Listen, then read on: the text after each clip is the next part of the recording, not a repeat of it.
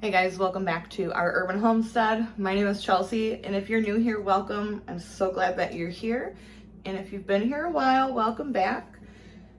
We're in the kitchen. I have a mess of tomatoes that I need to get done, and I'm making marinara sauce today. And this is just like my regular, spaghetti sauce, but I add a few ingredients to make my tomatoes stretch. No one can ever tell the difference, so don't tell my family what's in it. And it's just amazing. Everything is grown from my garden and delicious.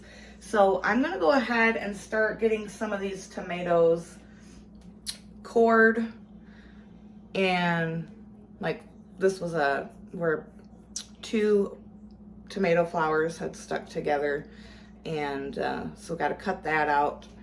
Look for any bad spots, like if you have any cracking spots in your tomatoes, you want to cut those away.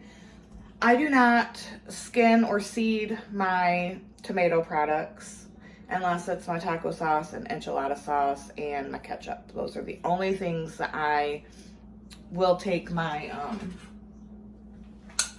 food mill and run them through afterwards, or I have like one of those older cone style ones. So I got a lot of tomatoes to get through, and I'll be right back. Okay guys, I'm back. I got my tomatoes cut. I like to line my roaster, especially when I'm doing tomatoes, because let me tell you what, I do so many tomatoes that it kind of can wear the inside, like the acidity from the tomatoes kind of like eats away at the inside of your roaster. So I like to use these roasting pan liners. I get these at the Farm and Fleet, and I mean, they're amazing.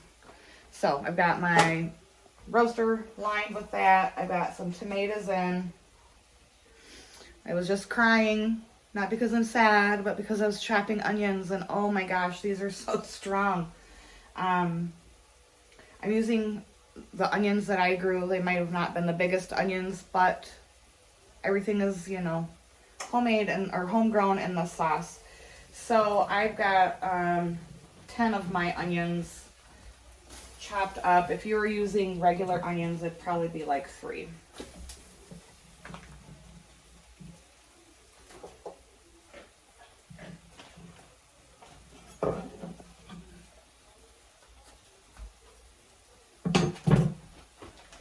And then I've got some bags of my frozen peppers that have thawed out.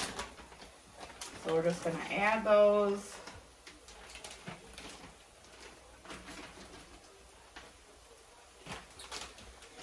And then some shredded zucchini that was frozen. Yeah, zucchini. You can add all kinds of stuff to your sauce, but I like to add the shredded zucchini to my salsas and my spaghetti sauce, because it just makes your tomatoes stretch. You get, more bulk, and zucchini takes on whatever flavor you cook it with. You can't even tell that it's in there. So I'm gonna let this cook for quite a bit. And then I will season it after this kind of like breaks down and stuff. I don't like to season it at this stage just because when you're cooking it down, all those flavors concentrate. And I like to season it at the end for like the last hour or so. That way, all the flavors marry and get delicious tasting, but it doesn't become bitter, because sometimes it can get a bit bitter. All right, so I'm gonna clean up my kitchen, and I'll be back later this evening to show you what it looks like, what spices I add, the whole process, and canning it up. So I'll see you guys in a bit. All right, guys, so the sauce has been simmering for about, well, the tomatoes and all of the veggies, they've been simmering for about 3 hours now, and I transferred them to my stock pot here. And everything is broken down and looking wonderful. What I'm gonna do is take the immersion blender and make it nice and smooth, and then I'll bring you back after that so we can season it. All right, guys, so I've got that blended down. So can you see how the that zucchini just like looks like a spice? They're never gonna taste it. So this is a great way to sneak veggies in. If you have a picky eater in your household, they will never know that there's zucchini in there. It tastes just like the tomatoes and the peppers and the onion.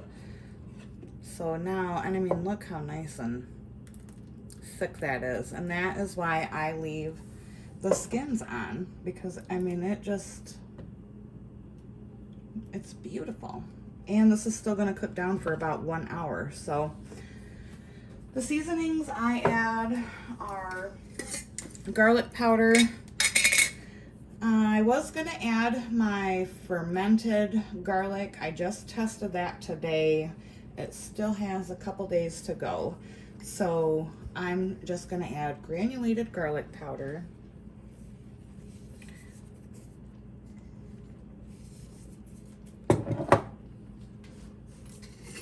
Some salt. This is pink Himalayan salt, probably a 1/4 cup, and then I'll taste it. Because, you know, tomatoes need salt. Some people say tomatoes need sugar. No, I do not put sugar in my tomatoes. If you do, whatever, but I don't. And then this is my Italian seasoning blend from my garden last year. This has basil, thyme, oregano, and a bit of marjoram. And probably a good tablespoon of that. Like I said, we're gonna taste it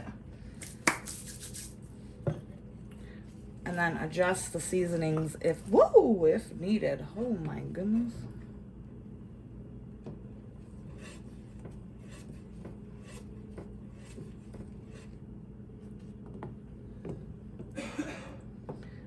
Isn't that beautiful? You can put whatever you want in this. If you want to do mushrooms or, you know, whatever you want. And sometimes, yes, I do can my spaghetti sauce with the meat in it, but this is just going to be strictly sauce, no meat.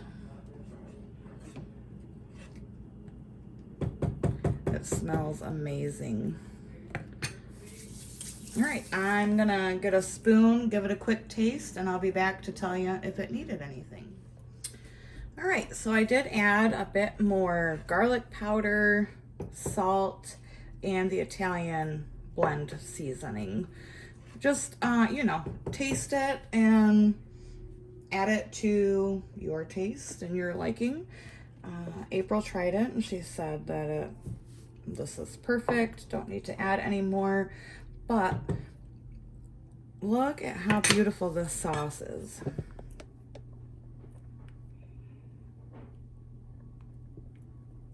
Just gorgeous.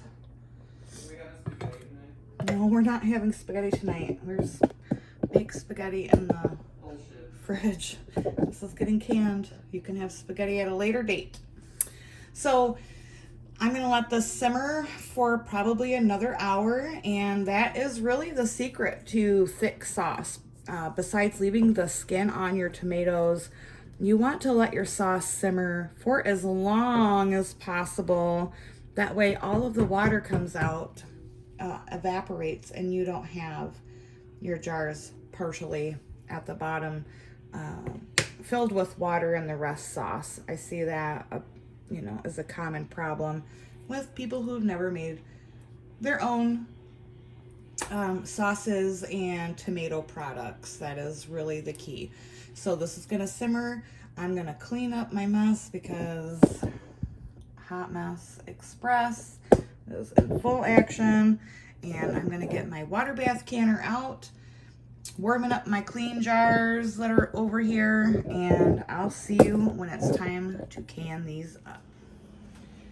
So since we are water bathing sauce, you want to make sure that your canner is warm and your jars are warm as well. So I am putting these jars into the canner, letting them heat up. My sauce I've got over here sitting with a lid on it. That will stay warm until these jars come up. I can already tell you I'm gonna have to add more water to the pot. I am hoping to get 8 quarts out of this batch, so we will see.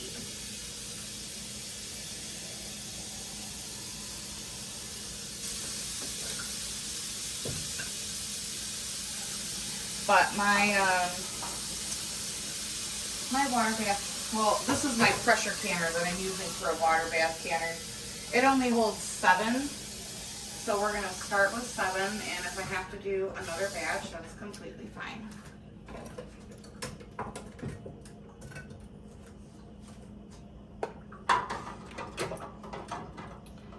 So,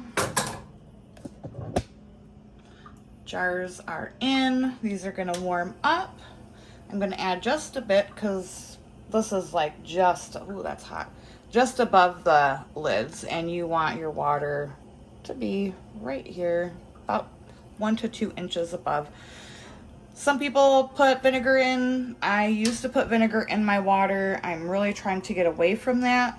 I don't mind just cleaning the jars off when I'm done. I do it anyway, so what's the point in using vinegar if I'm already cleaning the jars after with a hot soapy dishcloth? So I'll see you when these are warm and it's time to fill them and put them in. Okay guys, I just pulled my jars out and gonna go ahead and give these a capful of lemon juice. Again, this will not affect the flavor. It will just raise that acidity level to make it safe for water bath canning. Oops, that one had a scotch too much.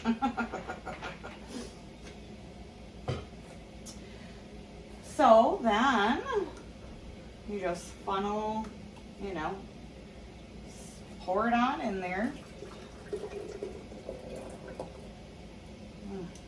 Smells so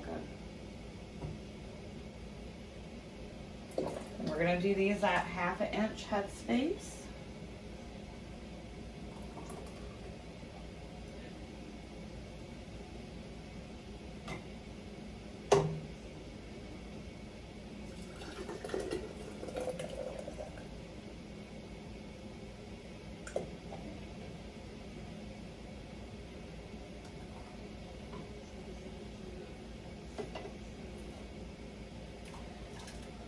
So the next time I get a batch of tomatoes, I'll show you how I do my salsa, because I have not made any of that this year, and we are really wanting some salsa. April says it's BS. We haven't had any of my salsa yet. And then after salsa, I'll show you how to make ketchup. It's the best recipe, closest to a like Heinz ketchup that you're ever gonna get. Okay, so I have been really trying to get away from using paper towel. I have not had paper towel in our house for probably 6 weeks now. So I'm going to use a dishcloth, and you really want to make sure that you, ooh, that is so hot.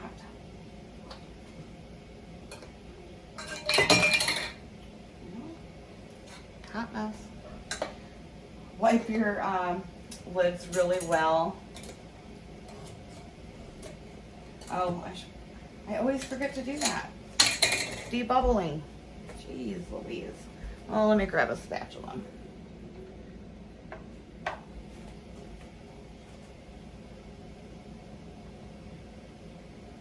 Alright, debubble the jars.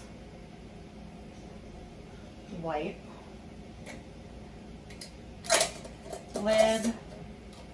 Your ring fingertip tight.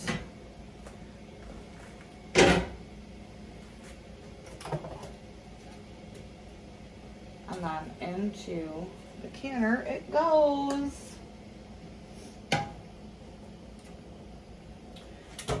Alright, I'm going to get the rest of these filled in the canner, and these will water bath for 40 minutes, and I'll bring you back when they come out. We typically have spaghetti twice a month, so my goal is normally to get, 24 quarts of sauce a year. Last year I only did, I think, 18. And when we had to buy store-bought spaghetti sauce, it was highly disappointing.